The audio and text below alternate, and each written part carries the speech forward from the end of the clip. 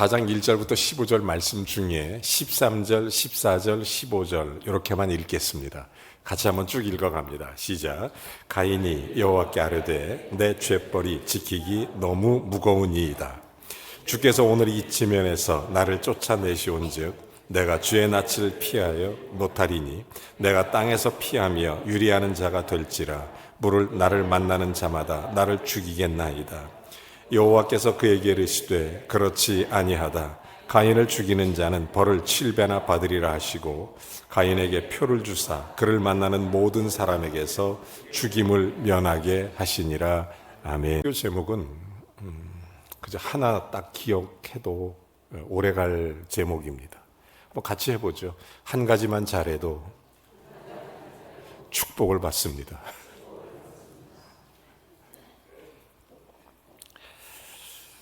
제가 우리 교회 아이들 또 청소년들 가끔 이런 질문을 합니다. 너는 뭐 하면서 살고 싶니? 이렇게 물어봅니다. 그 질문의 이유는 앞으로 그들 앞에 펼쳐질 미래에 대한 기대가 있기 때문에, 그들을 향한 기대 때문에 너는 어떻게 살아갈 거니? 앞으로 뭐 하고 지낼 거니? 미래를 말할 때는 미래를 살아갈 다음 세대에 대해서 바르고 분명한 방향 제시가 있어야 합니다. 내가 빛나는 것이 아니라 다음 세대를 빛나게 하는 디딤돌 같은 그런 방향 제시가 훨씬 더 중요한 것입니다. 그래서 우리 미래 세대에게 이걸 어떻게 가르쳐야 되나? 성경은 시편 78편을 통해서 이 문제에 대해 정확한 답을 하나 줍니다. 그 답의 내용은 다음 세대를 준비할 때 이것만큼은 반드시 기억해라. 그게 시편의 내용입니다. 내용이 아주 간단해요. 내가 여호와의 능력, 여호와의 기이한 일, 내가 이것을 내 후손에게 전파하리라. 이겁니다.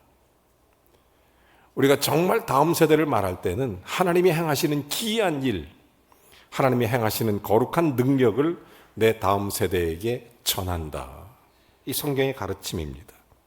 부모 세대가 자녀 세대에게 남겨줄 하나님의 일, 영적인 귀한 가르침입니다. 저는 다음 세대를 위해서 기도합니다. 그들이 살아갈 세상 어떻게 펼쳐질지 사실 기대 반 그리고 걱정 반 이렇게 있습니다. 제가 세계 미래 보고서라는 책을 봤습니다. 내년도부터 당장 펼쳐질 일입니다. 앞으로 10년 어떤 일이 일어날까? 여기서 미래학자들이 바라보는 세상에 대해서 설명합니다. 4권으로 되어 있는데 기술편, 기술은 어떻게 변해가는지, 10년에 어떻게 일이 일어나는지, 그런 거 하면 과학, 어떻게 변하는지, 직업, 어떤 일이 일어날지, 그 다음에 사회탐구, 이렇게 4가지 영역에서 미래 보고서가 미래학자들에 의해서 기록되어 있습니다. 공통된 의견으로는 8가지 유망 직업에 대해서 똑같이 얘기합니다. 무슨 얘기냐면 인공지능 전문가, AI 소위 챗 GPT 요즘에 그런 거. 2번째가 로봇 개발.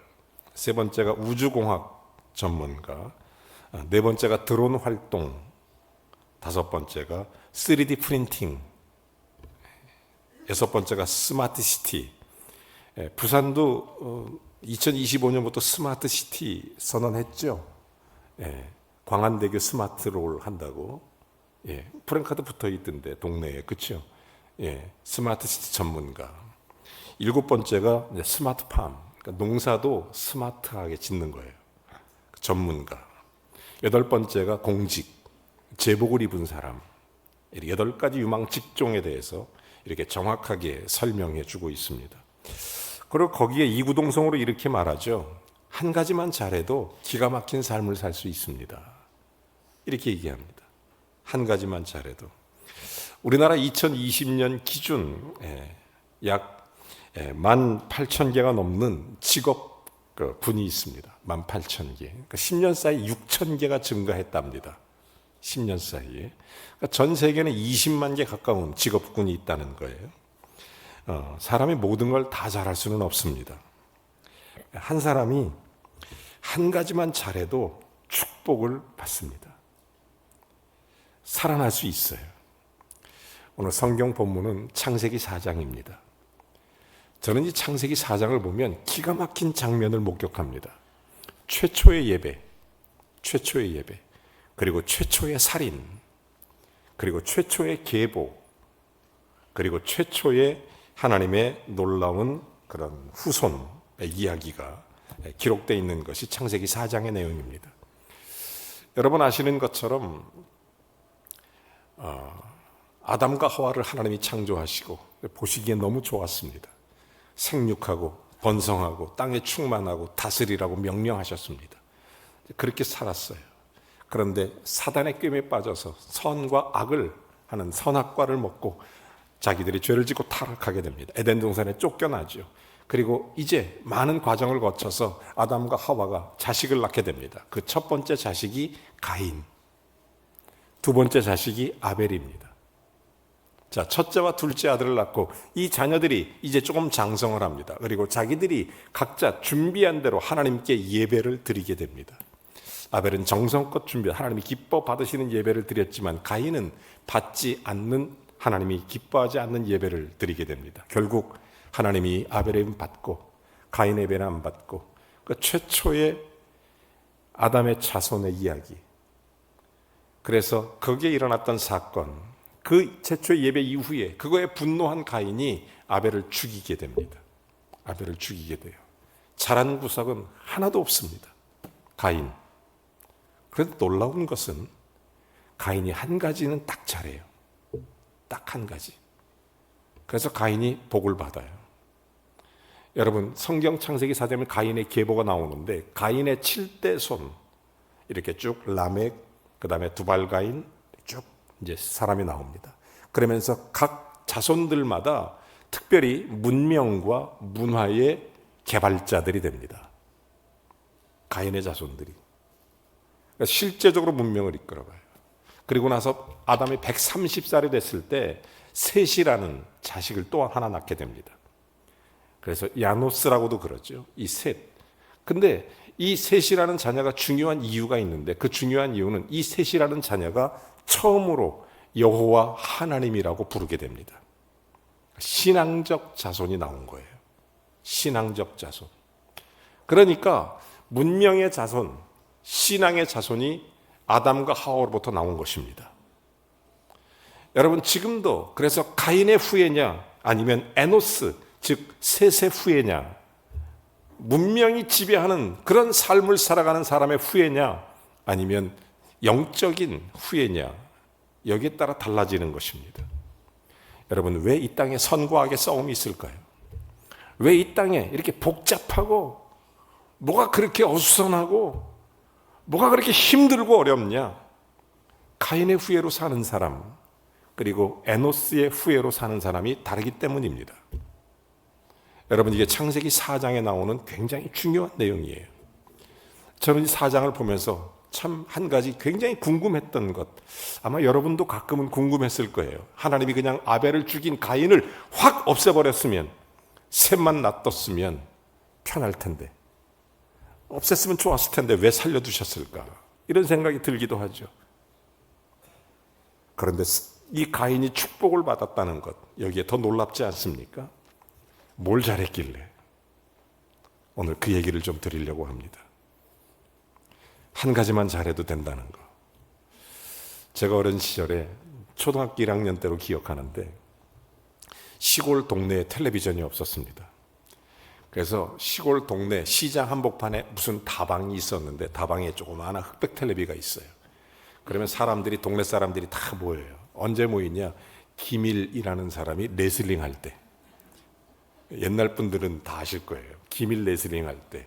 그리고 알리 복싱 중계할 때입니다. 제가 이 알리라는 권투 선수를 아주 좋아했습니다. 이 알리는 권투 주먹을 얼마나 잘 쓰는지 그때 당시 조 프레이저인가? 그 사람하고 권투 경기를 하는데 1분에 그 당시 2억을 벌었습니다. 그러니까 우리는 상상을 못하는 돈이죠. 1초에 300만 원. 그 얘기를 듣고 야, 이 꼰투만 잘해도 큰 돈을 버는구나. 그 나이 어린 제가 일찍 깨우쳤습니다. 놀랐어요. 우리나라 차범근, 손흥민 공 하나 잘 차도 큰 복을 받습니다. 대단하죠? 여러분 마라톤 선수 우리나라 손기정, 황영조 또 누구죠? 이봉주 달리기 하나 제대로 해서 큰 복을 받는 사람들입니다. 일본에 오차노이오라는 오뎅집이 하나 있습니다. 일본에 여행하는 사람은 한 번쯤은 꼭 거기를 가보고 싶어하는 곳이 오차노이야 오뎅집입니다. 이 오뎅집 하나 때문에 그 도시가 다 먹고 살아요. 이게 어떤 집이냐면 오뎅을 끓이고 오뎅 국물을 내는데 불을 껐다 켰다 하면 맛이 없대요. 그 불을 안 꺼뜨리는데 이 불을 무려 140년 동안 불을 안 꺼뜨렸답니다. 그 집이 지금 4대째 오뎅집을 하고 있는데, 그래서 일본 여행 가면 사람들이 한 번쯤은 다 거기 한번 가서 오차노이야 오뎅집 가서 오뎅 한번 먹고 오는 리스트를 만든다는 거예요. 오뎅 국물 하나만 잘 끓여도 축복을 받습니다. 프랑스에 가면 꼬냑이라는 지방이 있습니다. 그 지역 저도 안 가봤지만 안 가본 사람 많을 텐데 꼬냑이라는 동네를 한 번쯤은 다 들어봤죠. 거기는 포도로 유명한데 할아버지가 포도주를 만들고 그 포도주를 아버지가 팔고 그 아버지가 포도주를 만들고 그리고 그 아들이 또 그 포도주를 팔아서 먹고 사는 동네가 꼬냑이라는 지역입니다. 세계적으로 유명한 다음 세대를 위해서 그렇게 준비하고 그렇게 파는 그 술 하나 잘 만들어서 꼬냑은 세계 사람 모든 사람이 알고 있습니다. 운동선수가 올림픽에 금메달 하나만 딱 따도 연금이 정확히는 얼마지만 제가 들어보니까 포상금만 종목별로 약간은 차이가 있지만 수억 원이고 평생 죽을 때까지 연금 받고 운동 하나만 잘해도.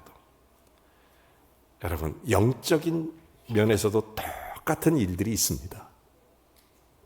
하나님은 우리가 한 가지만 잘해도 복을 주시는 분이십니다. 우리가 신앙생활 잘하면 하나님을 섬길 때 전부를 요구하지 않습니다. 다 요구하지 않아요. 그저 하나만 잘해도 복을 받아요. 교회도 그렇습니다. 모든 것 다 잘하는 교회 없습니다. 한 가지만 잘하면 주님은 그것 보시고 그 교회를 축복하십니다. 미국의 빈야드 교회는 찬양 하나 잘합니다. 10,000명 교인이 됐어요. 코널리치 교회는 성경 공부 잘합니다. 특별히 1:1 전도 훈련 잘합니다. 그것도 10,000명 교인이에요. 갈보리 채플, 이 유명한 성경 공부 10,000명이에요. 하나님은 하나만 잘하면 그것 보고 축복하십니다. 예를 들어볼까요? 여러분 누가복음 15장에 예수님께서 탕자 이야기를 하십니다. 이거 탕자 둘째 아들 아무리 눈 씻고 봐도 아무리 좋게 보려고 해도 좋게 볼 구석이 하나도 없는 그런 사람입니다. 못된 아들입니다. 단점투성입니다. 첫째는 성질이 급하죠. 아버지 멀쩡히 살아계신데 재산 물려달라. 그 재산 가지고 내 마음대로 살고 싶다. 그 당시 율법에 의하면 큰형이 3분의 2, 둘째 아들이 3분의 1. 그러니까 3분의 1의 재산을 받았을 것입니다. 이 재산 가지고 그냥 나갑니다. 그리고 그 둘째 아들은 허랑방탕했습니다. 아니나 다를까 나가자마자 창기와 놀면서 자기 마음대로 삽니다.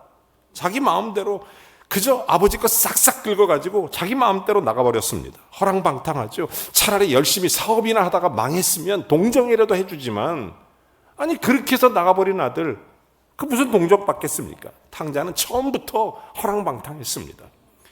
그는 또 세 번째로 무절제하죠. 무절제. 다 허비해서 조금도 남기지 않았습니다. 먼 나라까지 가서 다 허비했고 그저 생각 없이 썼습니다. 이 탕자가 어디 봐도 장점이라고는 하나도 보이지 않는데 잘 봐줄래야 잘 봐줄 곳이 없는데 근데 이 탕자가 딱 하나 잘했습니다. 뭘 잘했냐? 내 아버지 집으로 돌아가면 자기의 체면, 자기의 창피함, 자기 미안한 거 이거 다 제쳐놓고 자기 잘못한 생각 다 묻어두고 실수했음에도 불구하고 거룩한 결단 하나 딱 잘합니다. 거룩한 결단. 이 결단 하나 딱 잘하니까 그 아버지가 상거가 먼데 두 팔 벌려 그 아들을 안아주시면서 잘 왔다. 이는 죽었다 살아난 내 아들이고 잃었다 찾은 내 아들이다. 이에게 좋은 옷을 입혀라. 금가락지를 끼워라. 목욕시켜라. 살진 송아지를 잡아라. 잔치를 벌여라. 여러분, 이 둘째 아들이 잘한 것 딱 하나예요. 거룩한 결단 하나. 이 둘째 아들하고 저하고 비교해 봅니다. 내가 정말 잘한 게 뭐 있지? 딱 하나. 예수 믿은 거. 한 가지만 잘해도 복 받습니다. 이가 돌아가서 뭐라고 말하죠? 아버지에게 나를 품꾼의 하나로 써. 내가 체면상 도저히 아버지 아들이라고 일컬음을 받지를 못하겠습니다. 나를 그저 품꾼의 하나로 써주십시오. 그러나 아버지의 생각은 다릅니다. 아들 생각하고는 다르죠. 죽었다 살아난 내 아들이라는 거예요. 돌아왔다는 거죠. 그 자체가 너무나 영광스럽고 너무나 귀한 겁니다. 이거 한 가지 잘한 겁니다. 어디 하나 축복받을 만한 구석이 아무것도 없는데 자존심 버린 결단 하나 때문에, 자기 체면 버린 결단 하나 때문에 탕자가 축복을 받습니다. 신약성경에 예수님을 만났던 삭개오라는 사람 여러분 잘 아시죠? 여러분, 삭개오가 누굽니까? 그 당시 로마의 식민 지배 체제에 있던 이스라엘 유대 땅의 세리장이었습니다. 그러니 그 노예 나라로서 그 자리에 올라가기까지 얼마나 시련과 엄하고 힘든 일과 얼마나 대단한 사람인지 알 수 있습니다. 그는 비록 자기의 국민들에게 매국노 소리를 들었을 것입니다. 샤일록처럼 모을 줄만 알았지 쓸 줄은 몰랐습니다. 난쟁이에다가 노랭이였고 끊임없는 출세 지향주의, 얼마나 로마 사람들 앞에서 살살거렸을까요? 그 당시 얼마나 뇌물을 갖다 바쳤을까요? 로마 사람의 인정을 받아서 세리장이 된다는 게 얼마나 힘든 일일까요? 이 삭개오. 그런데 이 사람이 한 가지, 어느 날 예수님이 자기네 동네를 지나간다는 소문을 듣게 됩니다. 내 마음속에 이런 생각이 하나 들어요. 내가 그 예수님 꼭 한번 보고 싶다. 그 예수 한번 꼭 만나고 싶다. 여러분, 어떤 일이든지 꼭 하려고 하는 사람에게는 반드시 그 일이 됩니다. 꼭 하려고 하는 사람은 돼요. 그래서 아이디어가 떠오르죠. 그 앞에 뽕나무를 봅니다. 삭개오가 거기에 올라가요. 다른 사람은 뽕나무로 보지만 삭개오는 사다리로 봅니다. 그래서 나이가 지긋한 세리장 아닙니까? 남다른 믿음입니다. 거룩한 생각 하나 잘해서 예수 만났습니다. 생각 하나 잘해서 예수 만났어요. 예수님이 그 집에 들어갑니다. 이 사람은 정말 하나님의 자녀다. 사람들이 수군데도 상관이 없습니다. 막 얘기합니다. 그는 체면을 중요하게 생각하지 않는 믿음을 가졌던 사람, 삭개오. 문제 앞에서 좌절하지 않는 믿음을 가진 사람, 삭개오. 남다른 믿음, 장애물을 이용할 줄 아는 믿음을 가진 사람, 이 사람이 삭개오입니다. 이 사람, 이게 정말 유대인, 히브리 사람, 이스라엘 사람 입장에 보면 좋은 면이 하나도 없는 사람인데 한 가지 잘한 거예요. 내가 예수 만난다는 생각, 거룩한 생각 하나가 삭개오의 인생을 바꿨습니다. 오늘 성경 본문의 가인의 이야기를 여러분 잘 아시죠? 이 사람 더 심합니다. 어떻게 이런 사람이 있나? 형제지간에 남도 아니고 자기 동생을 쳐서 죽이다니. 이 가인의 이야기. 아담 가정의 첫째 아들 장손 아닙니까? 장손. 하나님이 자기 제사 안 받고 동생 아벨 제사 받았다고 그것 때문에 분노하고 화를 참지 못해서 자기 동생을 쳐 죽인 이 가인, 끔찍한 살인자, 단점 투성입니다. 왜? 첫째, 그는 믿음이 없죠. 믿음이. 성경은 히브리서 11장 4절에 이렇게 말합니다. 믿음으로 아벨은 하나님께 더 나은 제사를 드렸으므로. 아벨은 믿음으로 드렸는데 가인은 믿음으로 드리질 않았습니다. 전혀 믿음이 없습니다. 그러니 가인은 믿음이 없어요. 또 하나, 가인은 정성이 없습니다. 오늘 성경 본문 4절에도 보면 이렇게 말하죠. 아벨은 좋은 것을 가려서 드립니다. 뭐라고 말해요? 아기는 자기가 받은 양의 첫 새끼, 그 기쁨으로 드리게 되는데 여호와께서 아벨과 그의 제사는 받으셔서 아벨은 분명히 성경적으로 보면 구별할 줄 알고 자기가 정성을 들였다는 것을 쉽게 알 수 있어요. 우리가 하나님 앞에 그런 만남의 시간이 돼야 됩니다. 한 가지만 잘해도 축복을 받는데 사실은 아벨의 정성만 가져도 축복을 받아요. 이렇게 드리는데 가인은 정성을 들였다는 얘기가 없어요. 준비했다는 얘기도 없습니다. 5절에 보면 가인은 또 시기투성입니다.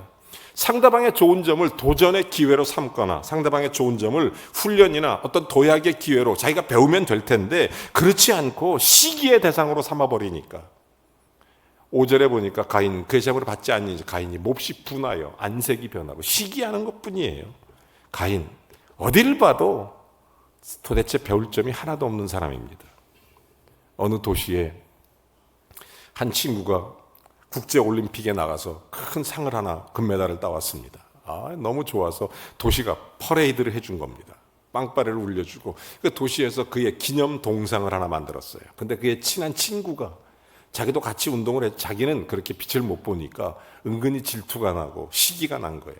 그래서 그 동상을 지나갈 때마다 그냥 침도 한번 뱉고 발길도 한번 차고 기분 나빠서 이렇게 불편하고 이렇게 시기하고 그래서 어느 날 속에 생각하기를 거룩한 생각을 해야 되는데 내가 저 동상을 무너뜨리리라. 악한 생각을 한 거예요. 악한 생각. 저 동상을 무너뜨리리라. 왔다 갔다 하면서 어느 날 기회가 온 겁니다. 밑받침이 흔들리는 것 같아요. 얼른 빼고 동상을 무너뜨렸습니다. 그 결과 그 동상에 깔려 죽었습니다. 그러면 꼭 이렇게 물어봅니다. 그 도시가 어디냐고. 그 동상의 이름이 뭐냐고. 여러분 제가 만든 얘기입니다. 그냥. 여러분 가인은 누굽니까? 시기투성입니다. 시기투성. 가인 성격도 포악합니다. 8절에 보니까 아무리 시기 난다고 동생을 죽인다는 게 말이 됩니까?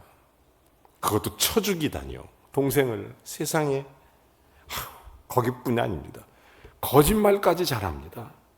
하나님께서 내 아우 아벨이 어디 있느냐? 하나님 내가 아벨을 지키는 자니까 하나님께 거짓말까지 합니다. 어쨌든 단점투성이 문제투성이 하여간 좋게 볼래야 볼 곳이 하나도 없는 그런 가인. 그런데 그가 하나님의 사랑을 받습니다. 그가 자기 동생 죽인 살인죄로 죽었을 때 딱 한 가지 잘했어. 뭔지 아세요? 하나님 앞에 나가서 기도하는 거예요. 여러분 잘했든 잘못했든 주님 앞에 나와서 기도하시기를 주의 이름으로 축원합니다. 자, 오늘 성경에 13절 14절 이렇게 한번 같이 읽어봅니다. 13절과 14절. 자, 가인이 여호와께 아뢰되 기도하는 거죠. 내 죄벌이 내가 지기가 너무 무겁습니다. 14절. 주께서 오늘 이쯤에 나를 쫓아내시오는 내가 주의 날에 배업지 못하리니 내가 땅에서 피하여 유리하는 자가 될지라 무릇 나를 만나는 자는 나를 죽일 것입니다. 두려워서 기도하는 거죠. 그 기도에 하나님이 뭐라고 응답해 주십니까? 15절 이렇게 얘기하죠. 그렇지 않다. 그렇지 않다. 가인을 죽인 자는 벌을 7배나 더할 것이고 표를 줄 것이고 만나는 모든 사람에게 죽임을 면하게 하리라. 여러분 가인의 후손이 문명을 개발했다는 것을 여러분 아십니까? 이 땅의 모든 문명이 가인의 후손들에게 나온다는 사실을 아세요? 이 땅의 모든 기술들이 가인의 후손들에게 있었던 거예요. 놀라웠어요. 하나님이 그의 기도에 그런 응답을 해주신 겁니다. 딱 하나 잘했습니다. 자기의 잘못을 깨닫고 하나님께 나온 거. 그거 하나 잘한 거예요. 하나님께 나온 거. 저와 여러분 예수 믿은 거 정말 예수 믿은 거 진짜 축복을 받습니다. 우리 다 부족하고 냉정하게 판단하고 생각할 때 가인 같은 사람이지만 그럼에도 불구하고 예수 믿고 하나님의 자녀가 되는 축복을 누린 사람들인 줄로 믿습니다. 여러분 십자가의 두 강도 중에 오른편 강도가 다 잘못됐지만 딱 하나 잘했습니다. 주여 나를 구원해 주소서. 그 말 한마디 딱 잘했어요. 구원받았어요. 우리가 다 잘할 수는 없습니다. 하지만 삭개오처럼 거룩한 생각만 잘해도 그 생각 하나가 인생을 바꿨어요. 여러분 잘 아시는 것처럼 탕자가 거룩한 결단 하나 잘해서 주님, 내가 다시 한번 돌아가겠습니다. 그 결단 한번 잘해서 축복받았습니다. 가인, 이 엄청난 죄악에도 불구하고 하나님이 보호해 주시는 것은 그럼에도 불구하고 주님 붙잡았기 때문입니다. 다 잘할 수 없습니다. 인생을 살면서 어떻게 다 잘합니까? 미래 세대에도 어떻게 다 잘할 수 있겠습니까? 우리가 하나만 잘해도 축복을 받습니다. 아리마대 사람 요셉은 예수님이 십자가에 달려 죽으시고 부활하기 전에 무덤에 미리 장사한 자로 예비한 자기의 무덤을 내어드림으로 부자 아리마대 요셉이라는 이름을 세세토록 남겼습니다. 그가 거룩한 헌신 하나 딱 잘해서 하나님의 역사를 남기게 된 것입니다. 금년 한 해 여러분 참 많이 수고하시고 애쓰셨습니다. 내년도를 준비합니다. 우리가 내년도 주의 몸된 교회를 위해서, 주님을 위해서 어떻게 살아갈까? 주님을 위해서 어떻게 살아갈 수 있을까요? 여러분 꼭 오늘 하나 결단하고 생각하고 헌신하고 기도하십시오. 한 가지만 잘해도 축복을 받습니다. 봉사 하나만 잘해도 축복을 받습니다. 찬양 하나만 잘해도 축복을 받습니다. 여러분 꽃꽂이 하나만 잘해도 축복을 받습니다. 전도 하나만 잘해도 축복을 받습니다. 헌금 하나만 잘해도 축복을 받습니다. 신방 하나만 잘해도, 주일학교 교사 하나만 잘해도, 기도 하나만 잘해도, 청소 하나만 잘해도, 사랑 하나만 잘해도 하나님은 성경에 보면 하나만 잘해도 외면하지 않고 축복해 주십니다. 오늘 저와 여러분 그리스도 예수 안에서 하나님의 사람으로 다시 일어서서 주님 손에 붙들리기를 주의 이름으로 축원합니다. 우리 함께 찬송하겠습니다. 찬송가 135장 찬송입니다. 1절과 3절을 찬송합니다.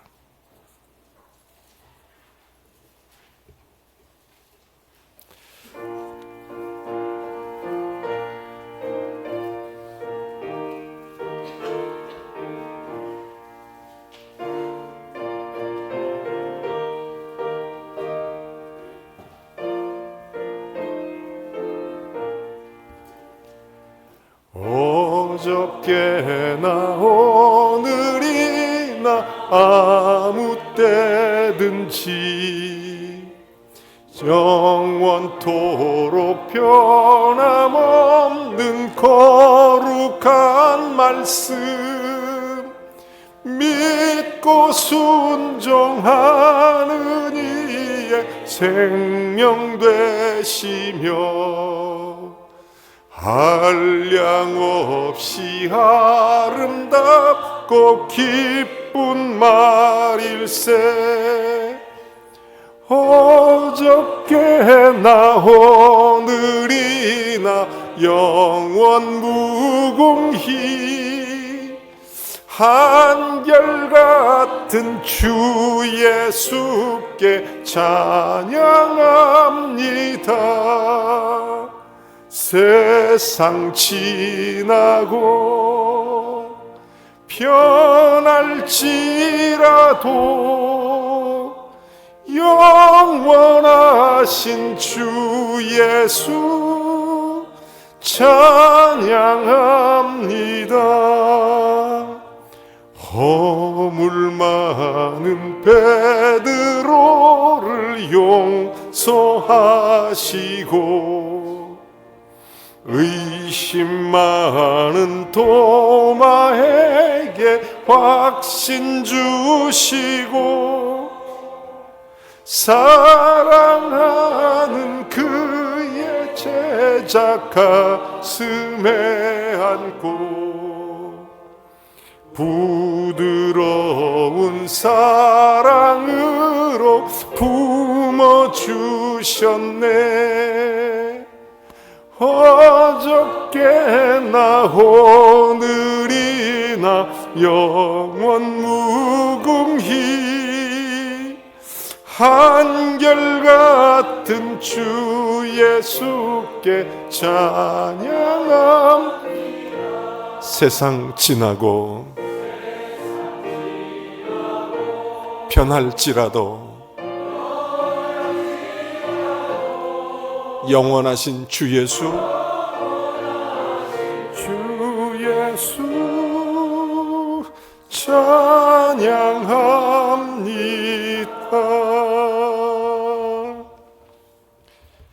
거룩한 결단을 했던 탕자, 거룩한 생각으로 변했던 삭개오 뿐만 아니라 주님 앞에 진심은 회개의 기도를 했던 가인의 모습, 여러분은 어떻게 그들과 다르신가요? 여러분은 어떠세요? 저는 마치 제 모습 보는 것 같았습니다. 그러나 오늘 주님 앞에 진심으로 나아가면, 오늘 주님을 진심으로 부르면 이 한 가지만 잘해도 하나님의 복을 받습니다. 주님께 오십시오. 우리가 예수만 믿어도 복을 받습니다. 우리가 예수님만 믿어도 복을 받아요. 마음을 열고 예수님이 나의 주인 되게 하시고 이미 예수 그리스도의 믿음 안에 있는 분들은 내년도 내가 정말 하나만이라도 잘해서 이거 하나만큼은 주님 내가 반드시 꼭 이루겠습니다. 내가 1년 52주 예배 성공하겠습니다. 11조 생활 철저히 하겠습니다. 믿음 생활 분명히 하겠습니다. 하나님 앞에 나아가겠습니다. 이거 하나 분명히 잘하겠습니다. 하나님께서 나를 축복해 주심을 믿습니다. 이 믿음 가지고 결단의 기도를 하면서 내년도를 맞이하는 송년주일이 되시기를 바랍니다. 우리 같이 한번 하나님 앞에 기도합니다. 사랑의 주님 감사합니다. 한 해를 지켜주신 주님 영광 돌립니다. 2025년도를 맞이하기에 앞서 2024년 마지막 주일에 하나님 앞에 이 한 가지만이라도 결단하고 나아가길 원합니다. 주여, 믿음을 가지고 결단합니다. 가인조차도 그들의 후손의 길을 열어주셨던 하나님, 탕자조차도 기쁨으로 빠져주셨던 하나님, 삭개오마저 축복하신 하나님, 오늘 예배하는 사랑하는 성도를 축복해 주시옵소서. 아버지 하나님, 2025년도 이거 하나만큼은 내가 반드시 하나님 앞에 약속하고 지키겠습니다. 오늘 주님 앞에 결심하고 결단합니다. 하나님 아버지, 내가 주께 나아가며 주의 은혜를 누리게 해 주시옵소서. 하나님의 복을 받게 해 주옵소서. 아버지 하나님, 하나님의 사람으로 승리하게 하시옵소서. 예수 그리스도의 이름으로 기도합니다. 아멘. 다 같이 일어나셔서 좋으신 하나님 찬송하고 축도로 예배를 마칩니다.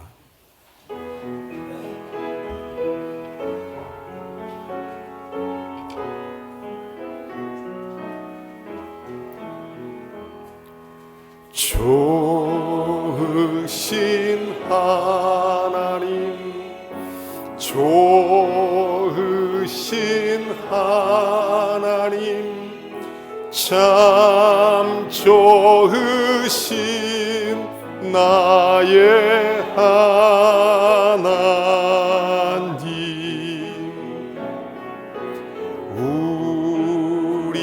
우리의 기도를 응답해 주시는 참 좋으신 나의 하나님,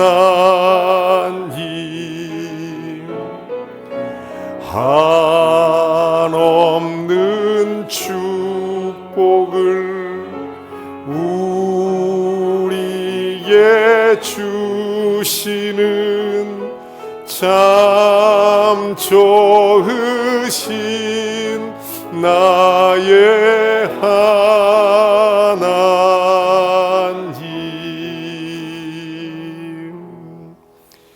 이제는 우리 주 예수 그리스도의 은혜와 하나님 아버지의 극진하신 사랑과 성령의 교통 내주 충만하심이 예수 그리스도로 영접한 하나님의 자녀된 권세를 얻은 우리에게 하나님 나라 영광을 위해서 이거 한 가지 잘해서 주의 복을 누리도록 하늘문을 여시기를 우리 구주 예수 그리스도의 이름으로 간절히 축원하옵나이다. 아멘.